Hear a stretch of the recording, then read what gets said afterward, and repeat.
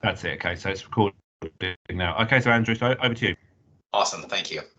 And thank you all for coming in today. We are going to work through the business model canvas as kind of our second component of the pitch workshop. And the reason that we're working on the business model canvas is because it gives you a bit of a framework to go in and say, okay, last week we talked about my idea is this and the value that I want to bring to people. Now, how does that fit into a business model so that you can actually use this as a way to say, okay, my value goes here. Now, how am I actually going to make money? How am I actually going to connect with my customer?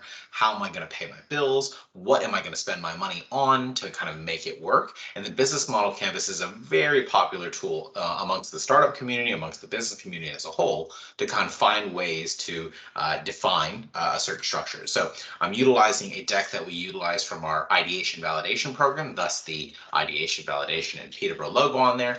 But I'm going to share with you today some just simple structures that I want you to think about when you're doing this activity. So I will make sure you get a copy of the business model canvas. So don't stress. You don't have to, take pictures of every single screen and know what's happening. I will give you a copy of it. We'll have little instructions on it.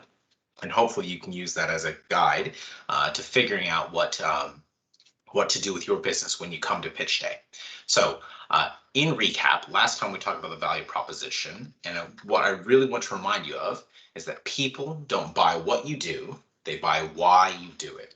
Right? They are looking for that big, inspiring vision to get them excited about it. The reason they use Facebook is because they connect with people and get excited about that mission, not because you can share photos, right? If you go to Instagram and you share something with people, people want to be seen, they want to be recognized, they want to be laughing with you, they want to interact with you. They don't care if you specifically post a photo. That mechanic of posting a photo is very transactional. But the reason why people do it is because they want to be recognized, they want to be loved, they want to be appreciated, they want to share with their friends. And that kind of thing is very much kind of the why you do it as opposed to the how you do it, right? Because you can think of all kinds of creative ways to do something. So when you're thinking about your business model, I want you to start thinking about these kind of structures of saying, okay, how can I take my big objective and make it a reality? So an idea is really just a pile of guesses at the end of the day, right? So your business structure and whatever you're proposing to take it forward is really hypothetical. Unless you've got something that's proving that it works right now, you have to kind of find a way to make this business idea a reality and then improve, iterate, get better at making your business and making sure that you're growing as a business and making more money. So the business model canvas is a tool for that. It helps you identify different places where there might be some weaknesses. So if you're identifying that, say, maybe there's a problem with how I'm interacting with my customers, customers aren't happy with the way that, we're connecting. So maybe if you're a food restaurant, food is your business, right? And you want to sell lots of food, and people aren't coming to your website because you're trying to sell food online. Maybe there's a different customer interaction there. Maybe instead of going to your website, maybe you need to go to the customer. Maybe you need to bring a food cart to them at the school, or maybe you need to bring a food cart to an office building and say, hey, check it out. Here's what we're doing. So maybe it's not about maybe there's nothing wrong with what you're selling in terms of really great food, but maybe there's a problem with kind of the interaction that you have with your customers. So we'll explore that a little bit. Put this into full screen mode so you can see this one a little bit more clearly. So this is what the business model canvas is, right? On here you see you've got a bunch of different columns. On the left side you have something called key partners, key activities, key resources. There's some explanations throughout it. But what I want you to focus in on is this section here, this key proposition / problem solution area. That's pretty much where your value proposition goes. You can figure out, okay, why am I doing this? And how does this make my customer's life better, happier, improved, etc.? That is where your problem solution fits. Customer relationship channels, you ask yourself, okay, what is that? What is a customer relationship? Well, a customer relationship is something that maybe you're interacting with people, right? And how you interact with them. Channels are how are you going to reach your customers? Now, reach and interact, they're different things, and we'll explain that in detail a little bit later on, so don't stress too much about it. But on this canvas that you see in front of you, you are identifying the problem solution. your how you're doing it, and the advantage that you might have, who your market is, the financial opportunity behind it, meaning your revenue, meaning how much money is coming in, like if someone's paying you 10 or 20, right? And then a cost structure, how much money is going out. And then once again, key partners, key activities, and key resources fits back into that how you're doing something, the team that you have, and the advantage that you might have. So if you were to take this whole big model, right, that you're seeing, this big sheet of paper, you can really fit it into these 5 bubbles. It can be problem solution, how my advantage is, how I'm going to do this and what's my advantage, my market, and then my financials, right? Pretty simple stuff if you were to kind of like do big circles around it. So I'm going to go into detail of each one, but ideally what you're going to be doing is that when you're taking time to reflect on this in the pitch day, I would love to see some completed versions of this in your pitch deck to help me understand your business. So if you can complete these, it really helps you verbalize and document what you think are the key elements of your business to be really strong. So the business model canvas is something that you actually see in pitch decks, but in multiple forms. It's not necessarily always in this kind of like, this structure here.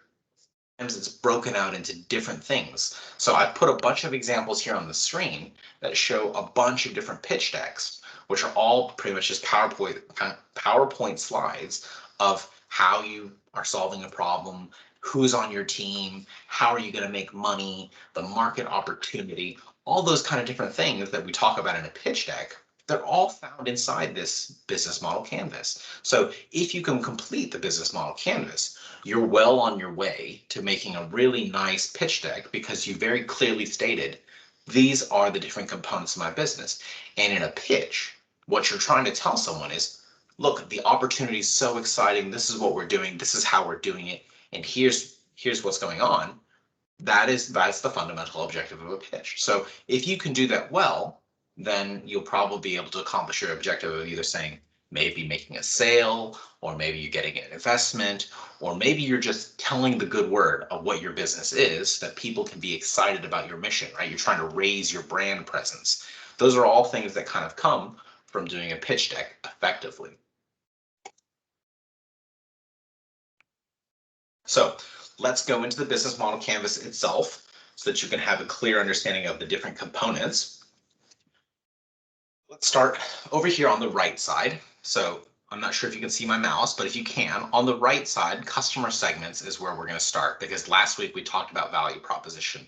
You should understand a little bit already, what it is that I'm doing that adds value to someone else's life, right? Value proposition can fit right here into the key proposition. So something, well, you know what? I'll save that for a second. Let's go to the customers. So customers, who are you serving? Who are they? What do they care about? Does your business model align with them? And let me give you an example. If I was to say, hey, you know what? Let me go do golf lessons in the middle of downtown Detroit. Well, you'd probably say, well, does that necessarily make sense, right? Because if my customer is to serve people that are playing golf in downtown Detroit, are there enough office workers there? Are there enough local residents who fit that demographic of playing golf? And let's point out another issue here. Are there golf courses in downtown Detroit? Probably not, right? So in a situation where you're saying, okay, if I'm going to teach golf lessons in the heart of London, does that make entirely a lot of sense? Well, it could, depending on your business model, right? So if you're trying to do golf lessons at a golf course, being in downtown central, the square mile, not likely, right? There's no golf courses in the heart of London, right? There's not really a way that you can do that unless maybe you're playing crazy golf. So it's kind of like asking questions like, who do the people that play golf, where are they, what do they care about, like how can I understand who they are? So maybe if you're saying I'm going to teach golf on the outskirts of town, that might make more sense because there are more golf courses out there. Now, it's not to say that there are not other golf models, but you get the idea. Next example is the value proposition. So the customer resonate why you're doing what you're doing, right? If they cannot resonate with it, then it doesn't really make any sense. It's kind of like trying to sell someone a banana and they're like, well, I'm allergic to bananas, man. And it's like, well, yeah, I guess you probably will never buy it, right? So the value has to resonate with them. This is what we talked about last week. Why are they excited about what you're offering them? What can give them kind of that inspiration to say, dang, that's a really great idea. I really like what you're doing, because it makes my life better, right? Maybe in the sense of like Tesla. Tesla's trying to make people's lives better in many different ways, right? One of them is trying to help them feel good about their environmental footprint. The other is that they're trying to make their driving experience much more luxurious, comfortable, and safe. Another one could be that, look, I'm trying to make it such that you can feel like your children can go anywhere and you don't have to worry about it, right? There's lots of different elements that they could be playing to.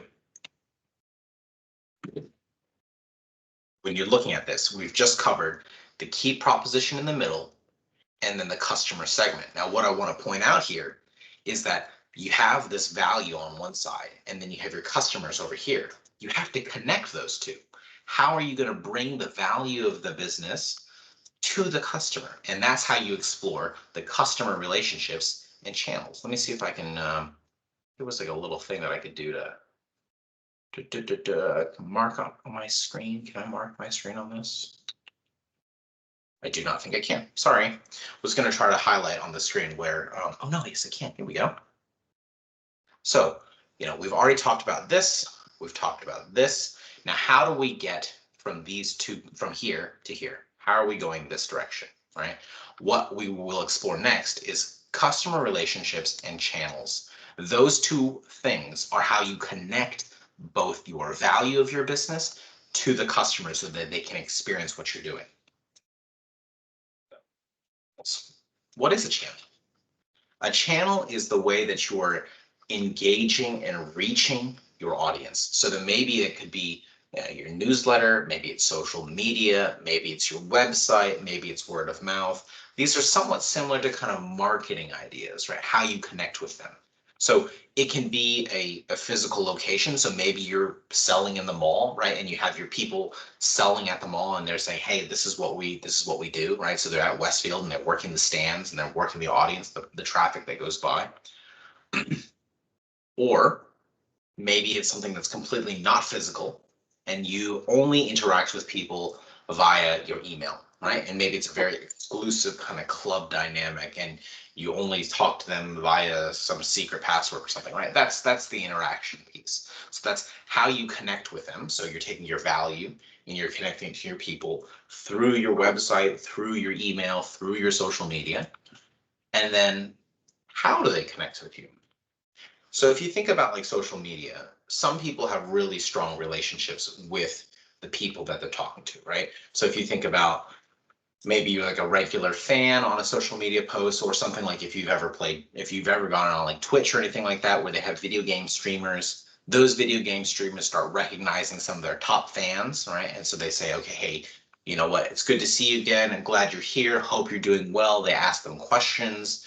And then some just don't have the capacity to do that, right? And they just kind of just say funny things throughout their stream. So your relationship with the customer is going to be very different depending upon your business model. So, for example, if you are a luxury bespoke fashion brand, you're probably going to have a lot of one-to-one relationships because you are finding someone who can afford to pay for it, but they also want that really high touch service where they're saying, hey, make something specifically for me or find something specifically for me, my personality, my style, and you really know how they interact. But what if it's not that? Maybe you just want to set up a cafe and you're just trying to get lots and lots of people to come through and you don't know what everybody wants. You don't have that relationship with them. They just come in and get their sausage roll and then they're off, right? A Greg's model, right? Where they don't have a deep relationship with you. So there's a lot of different kind of relationships that you can have. And choosing the relationship that you want to have with them is quite important because it also dictates how much money you're going to spend on them, right? If you're spending a lot of time working on one client, it's probably going to be a fairly expensive relationship. If you're only doing a few seconds here and there, it doesn't really matter, right? It's a boom, boom, boom, boom. You're just going quickly through it. So the two things that you're considering is what does my relationship look like with them? And then how am I connecting with them, right? Because maybe that one-on-one luxury support requires that you go to their house, or maybe they come to your very high-end boutique. Or if you're a many relationship and you don't have very deep relationship with them. Maybe you've just got a shop on the high street and you sell, donuts, right? And you don't know what anybody wants. Lots of different things there. Covered customer relationships, channels, and how the key proposition, the value that you're bringing, goes and helps the customer, right? You do that through your one-to-one relationship, through your channel. Now, once you've done these 4 blocks, you can now say, okay, I know what I'm doing to make their life better. I know how I'm doing it, and I know who I'm doing it for. How am I going to make money? This is the area where you say, I'm going to do it through maybe subscription, or maybe I'm going to do it through a purchase. Sorry, I'm trying to write with my finger, and that's obviously impossibly hideous to read, but you get the idea, right? So that's where you put in like a subscription model. That's where you put in like, one-off purchases, or maybe it's a investment model, all kinds of different options there. Now, don't put in, thousands of options, right? This is one thing to think about when you're thinking about each of these blocks. Don't put thousands of things in there. It's too complicated when you have too many things going on. You want to have a couple, 1, 2, maybe 3 different components that are the key element of your business. Because if you put in too many different things, how are you going to focus on delivering your business? It's not possible, right? You're just going to be working so much trying to do all these different things. Don't go through that process, right? Instagram started off with one feature, right? Upload a photo, and then eventually got to liking that photo, right? Eventually it got to videos. Eventually it got to reels. Eventually it got to disappearing snaps, etc. Right? All those different things came after a great deal of established traction where they had the resources to invest in that. In your adventure, you want to start with something singular, easy to do, and that proves that your business is a good idea. So start small and then grow. So in your initial stage, focus on 1 or 2 different things. So this is the revenue side, how you're making money. So for you, what does monetization look like? Are other people doing it differently? If you think about like shaving and razor blades, the big kind of change in the market was going from single-use razors to subscription-based boxes, right? That was the big transformation. So that's a different revenue model, where in the past, you just go down to Boots, you'd buy your shaving kit, and then you'd leave, ta-da, right? Now you can go online to Harry's or something like that, and then just buy a subscription. And every month, the razors will show up, and you're continuing to pay, and you're continuing to send them stuff. Right? That is a revolution in the revenue model, even though it's not exactly like a crazy idea, right? It's simply, just pay me regularly. Okay, fine. But that's a different revenue model, and people love to see innovations in that space. This also determines how you kind of measure the value of your work. So for some people, there's that early stage of saying, we're going to be a freemium business. So this bottom tier is not terribly valuable to me by itself, but eventually could be very valuable if they decide to upgrade, right, to a premium account.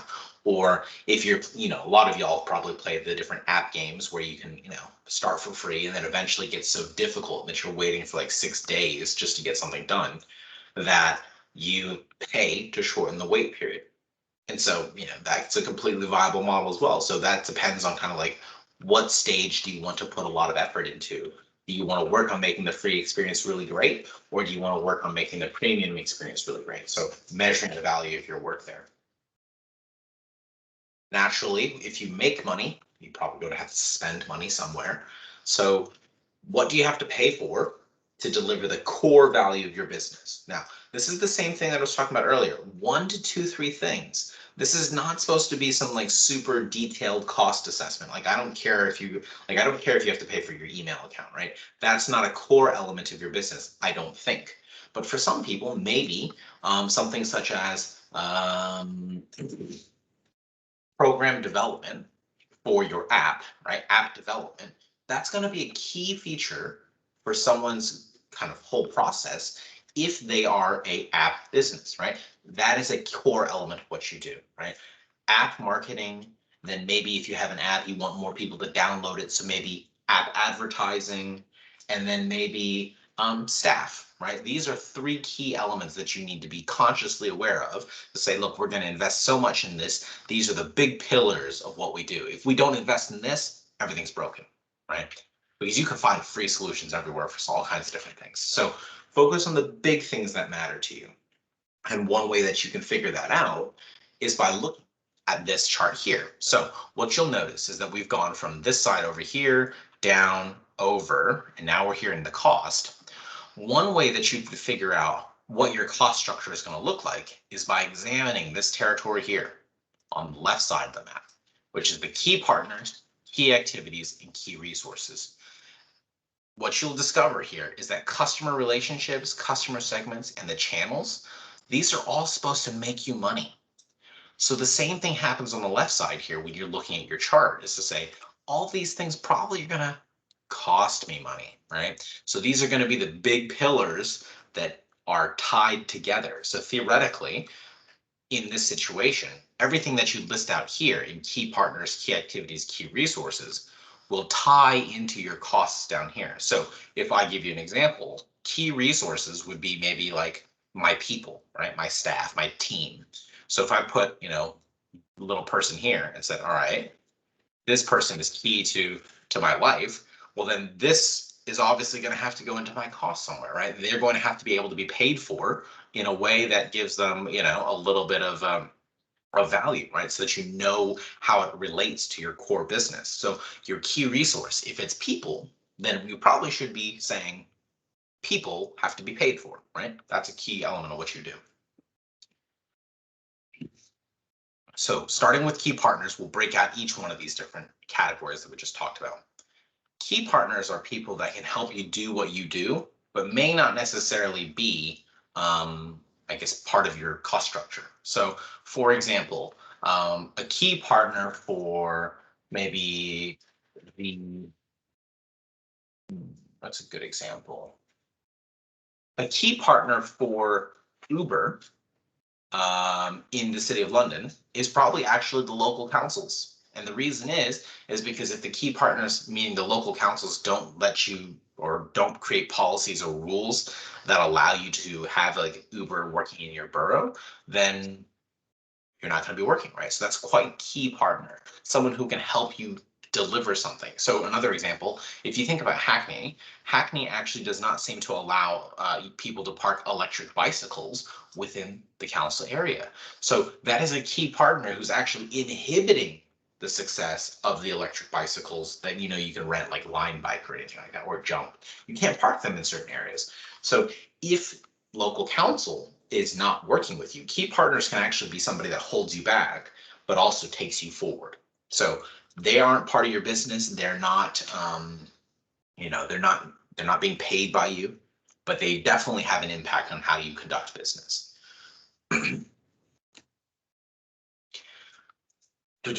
Really quick, I'm going to check and make sure that we have not discard. I'm going to check really quick that there's nothing in chat. Okay, nothing in chat. If you have questions, put it in there. I don't want to go 50 slides and discover that y'all haven't told me it's not moving. So we're good so far. Nothing, no problems yet.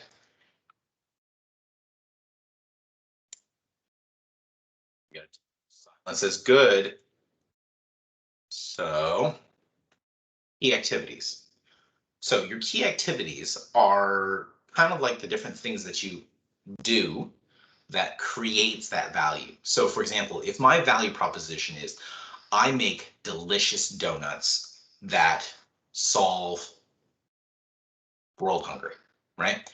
But obviously, one of my key activities is going to be making delicious donuts that solve world hunger, right? So key activity would be baking, creating nutritious donuts, selling nutritious donuts. Those will be my three key activities, right? Creation, research, and then selling. Those are my key activities that will deliver the value. In order to do that, I need what, right? Key resources help me do that. So if I'm going to make a delicious, nutritious donut, I'm going to need an oven. I'm going to need a deep fryer. I'm going to need a refrigerator. I'm going to need kitchen equipment generally, right? Those are key resources that help you deliver your fundamental value. And so going back to talked about this earlier of how this goes in a circle. You're seeing the value proposition start here, go all the way through, and then be delivered like this. It is a circle. It is self-feeding. The key activities, the key resources make the key proposition a reality. Key partners facilitate that, customer segment, etc. All this flows together to make sure that you can actually deliver your business idea. If you can't verbalize those parts, then you often end up in a position where you're like, well, I think I know my business. And then when you go to tell someone about it, they ask you questions and they're like, well, I haven't figured that out yet. And that's not really a good pitch. You want people to know very clearly what you're doing. Whoa, how did we, oh, sorry, yeah, we went through this. Okay, so I put together a business model canvas for the organization that I work for. And what I'm going to show you here is that on most of these points, I've only got a couple different images, right? And you can use images to tell your story. And I think that's quite important because if you're able to use images, obviously, you know, pictures are worth 1,000 words. So put that in there and use that as a way to kind of simplify the explanation process and see if other people understand it. Now, I'll be honest, this one's not perfect, right? Most people are like, I don't really understand it fully. And that's okay, because that's something that I have to work on improving. So I'll get there also.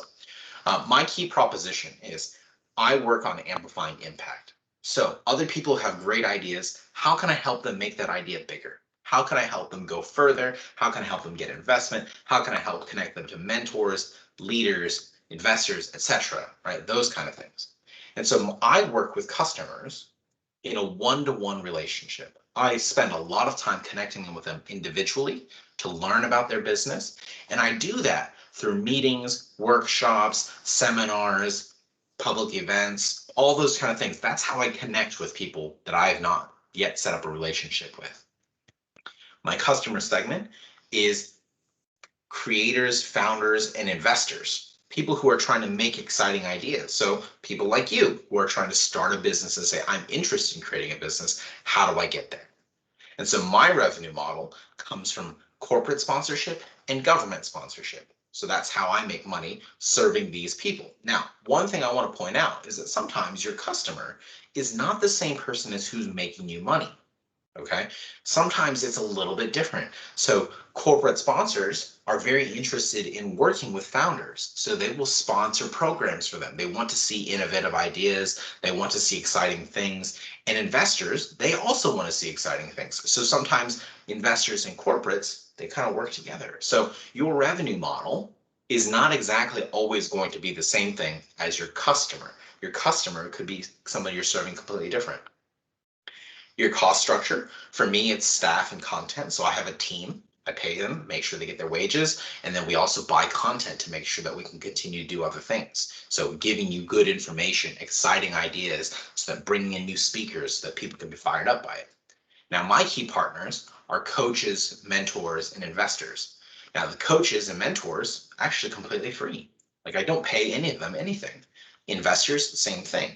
And that's because they're interested in what we do. They want to connect with our customers. So you can find all kinds of different ways to kind of put this into pictures here and then say, okay, well, Andrew, how do you do what you do? So my key activity is connecting and collaborating.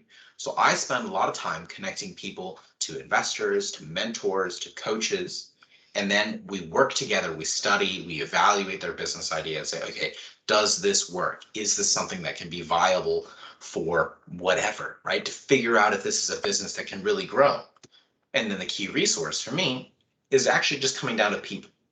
At the end of the day, if I can find great, smart, intelligent people that can help guide, connect, and collaborate, I'm good. That's all I need, right? I don't need to invest in fancy computers. I don't need to invest in a physical building. Even though it could add value, it's not core to what I do, right? It's not actually the most important thing I can think of. So this is my business model. And what I'm hoping is that you will also kind of come back with an opportunity to kind of say, hey, here's my business model. I'm interested in seeing this potential structure work out, and I want to see where else we can go with it. Does that make sense?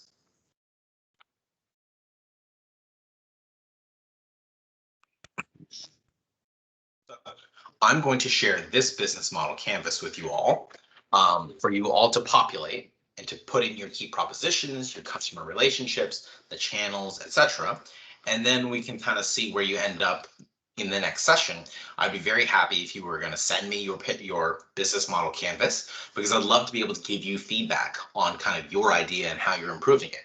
And I think it's quite helpful if you send it to me early, because then I can give you feedback in advance of the competition, right? Because the competition element is looking to understand what it is that you're doing. So if you're here watching it today, or if you're going to check this out on the recording, I highly encourage that you complete this and then send it to me. There's a great website called Miro, M-I-R-O, that allows you to create an account. And then actually, if you just type in their template section, business model canvas, you can actually use their business model canvas completely for free, do it all online, and then send me a link and say, hey, Andrew, can you give me some feedback? I don't know if this is right. I don't know if it's wrong. I hate it. I love it, whatever. I would love to take a look at it and see if there are ways that I can help you kind of make it better, make it stronger.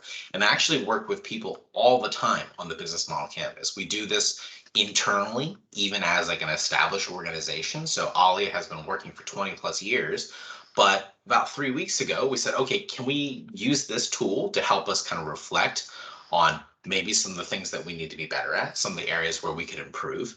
And it was a great resource for us to kind of make some improvements to our business model. So you can use the business model canvas pretty much at any point in your journey. It's a great tool for reflection. It's a great tool to make sure that you're kind of checking for different things and not. Okay.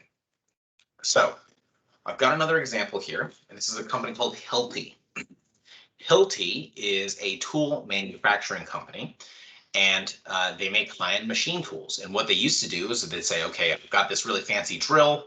I'm going to sell it at the store, and I'm going to sell it with my guys out in the field. So right now they have this sales force here, right? This team runs around, goes and sells them to job sites and says, hey, y'all, the construction site, things are looking good. I heard you broke a drill, so I've brought some new equipment. Would you guys like to buy these drills? And then that's what they would do. And then they would also sell at the store. So they would go with their toolkits and they would go to maybe hardware chains like B&O and say, hey, would you like to buy this equipment and sell it at your store? And they'd be like, yes, no, right. And so their primary user of these products tends to be builders. And they would do that kind of customer relationship, especially on the Salesforce side, one-to-one. And actually probably on the storefront as well, because when you're selling to stores, a lot of the time the relationship is managed by a person called a buyer. And a buyer manages the relationship for the entire section of the store, an entire product line, and they choose who they buy their products from to sell in the store. And so usually that relationship is one-to-one. So far we've talked about this value, which is high-end machine tools that make builders' lives easier, I presume. The sales team sells one-on-one to the job manager or to the store manager and says, hey, look, I'm selling these products. And ideally, the person who buys it is the builder. Now, this results in them getting sales. They have to go pay for their manufacturing. And then the costs associated with that are your factories, right? Your factories that actually make the equipment. And the key activity is making the equipment and selling. So selling, as you'll notice, actually is here. So being able to sell effectively is something that can be in your channel section. If you'll notice, factories is here, here, and here.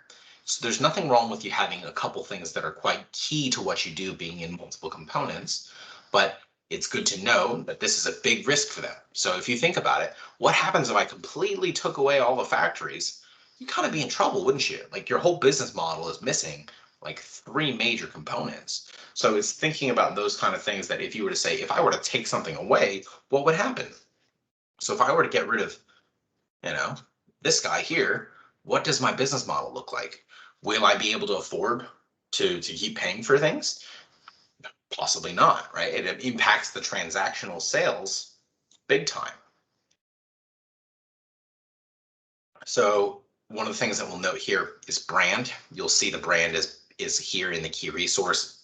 It's also probably tied to the patent as well, because having a strong, IP protection, so intellectual property, correlates with the quality of the product, which correlates with the quality of the brand. So if you're not protecting yourself intellectually, there might be some challenges there around how good of a product you have. So as you can see, I've scribbled all over this thing, but this is kind of the dynamic, right? You see a lot of things that connect with something else in your business, and they also very much tie in. As we said earlier, cost structure is this stuff up here. All of this stuff is being paid for. Now, one thing they didn't mention was the sales force, but nothing's perfect, right? You can always make some changes. Now, the thing to note is that this was their old business model, actually. They pivoted away from doing this kind of business and moved into doing this kind of business. So they started saying, okay, you know what?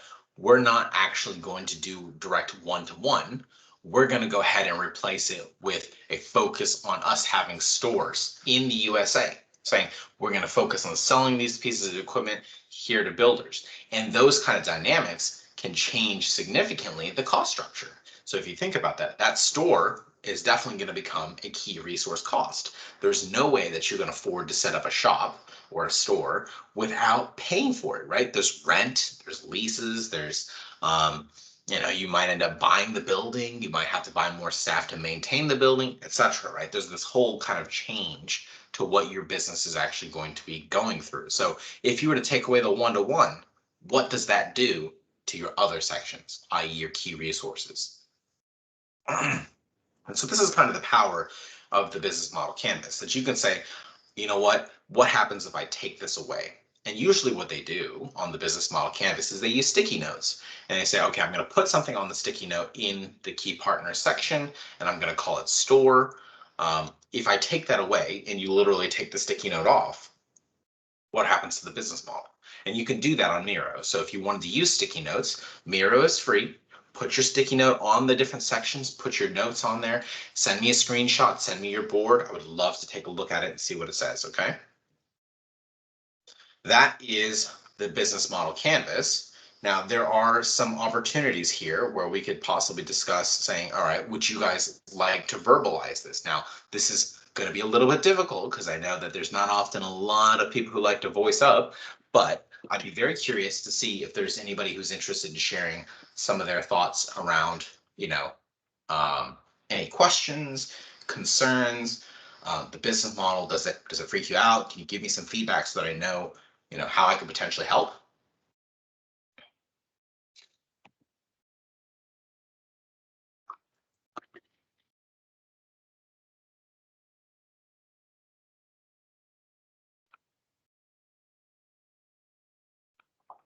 No questions? Yeah, I've got one. Okay, go for it, Jaden. You see, with customer relationships, if you have a website, does that count as one-to-many? Yes, it does. Great question. It's very much a one-to-many relationship because, you may not have a very personal knowledge of them. But, maybe one thing that you focus in on your website is having a really, personal algorithm, right? Maybe you've got like a really good idea of like what kind of fashion brands or fashion products we want to recommend to them. That could be a very one-to-one kind of relationship, but kind of like computer to one. You know what I mean? Yeah, I understand. Yeah. Yeah. So that could be something that you explore. All right, thanks.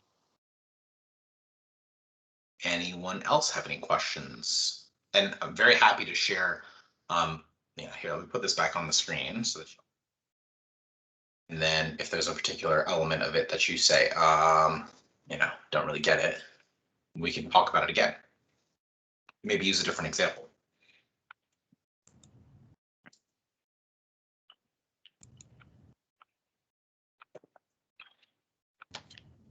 Normally, I would say I would love to see you do the business model canvas session here in session, but I don't know if that's something that you guys necessarily want to do. I mean, we can try. I can throw up a link and y'all can go into Miro and set it up, but I think it probably would be a lot to try to get done in 15 minutes.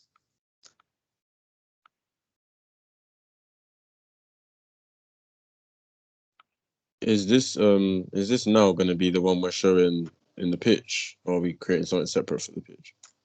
So it would be cool if you can use this one if you'd like. It's up to you, really. If you find it more convenient to use this, this format, I'm fully supportive, right? Because I think it's very clear. I think it's helpful for people to understand. So I would be very happy if you use that. Like, that's not a bad thing. It's a good thing. All right. Thanks for the questions, Jaden.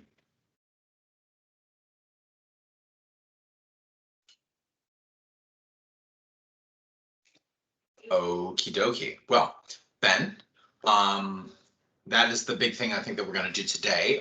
It's quite. I think it's probably enough to go through from this point for them to take it away. I will send out the business model canvas to everybody so that you have a chance to take a look at it, interact with it.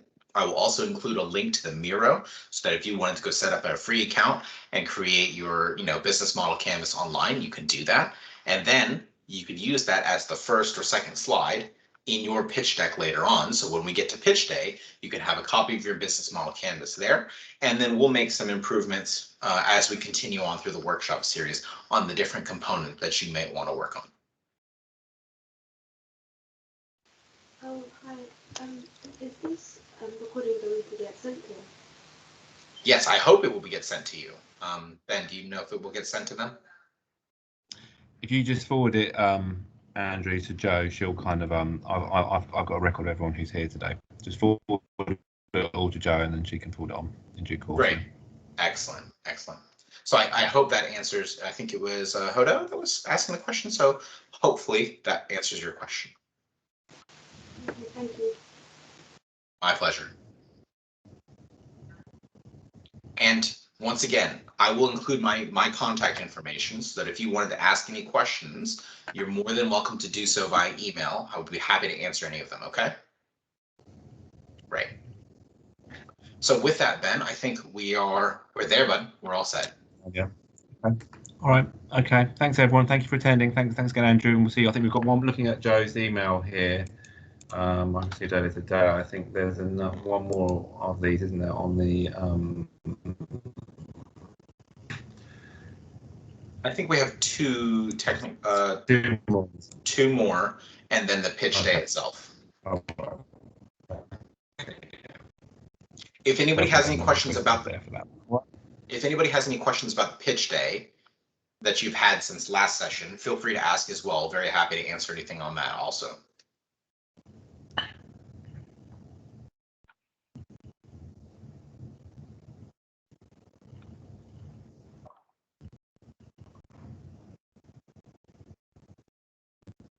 All right, guys. Right, I think we're done. Okay. Yeah, I think so. It's like if you don't have any questions, we're done. Have a good one. Bye, y'all. Okay. Bye, everyone. Bye. Bye.